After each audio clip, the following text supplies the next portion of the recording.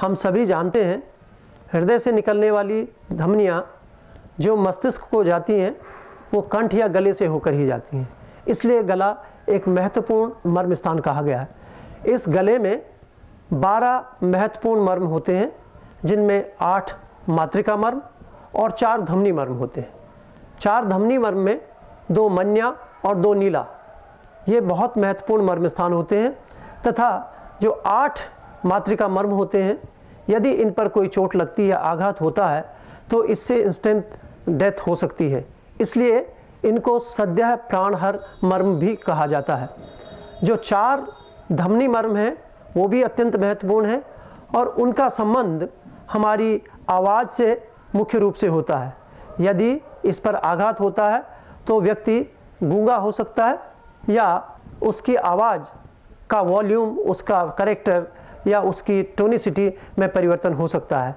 यदि इस मर्म पर आघात होता है तो हमारे स्वाद की क्षमता भी प्रभावित होती है। इस तरह हम देखते हैं कि यदि किसी व्यक्ति में स्वाद की क्षमता निरंतरता से अच्छे ढंग से बनी रहे, स्वाद ग्रहण करने की क्षमता, तथा हमारा स्वर ठीक रहे, इसके लिए निश्चित रूप से नियमित तौर पर इन मातृका और धमनी मर्मों को उत्प्रेरित किया जाना चाहिए।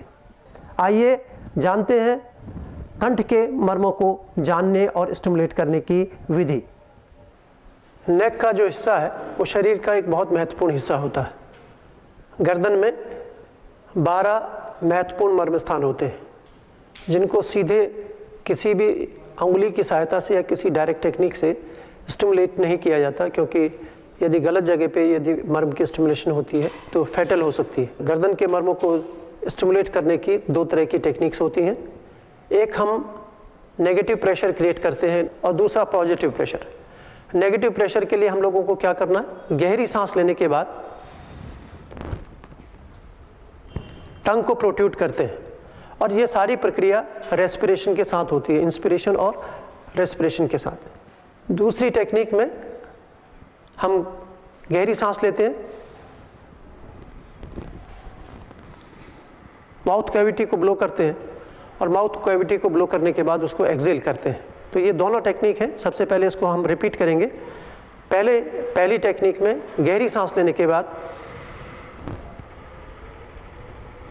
टंग को इतना प्रोट्रूड करते हैं कि हमारा क्रिकाटिका मर्म तक प्रेशर आता है और हम लोग गर्दन में मूवमेंट को फील कर सकते हैं।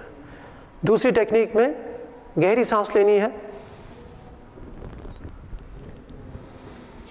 माउथ कैविटी को ब्लो करना है और नाक से एक्सहेलेशन करना है। तो एक पहली स्थिति में हम लोगों ने नेगेटिव प्रेशर क्रिएट किया।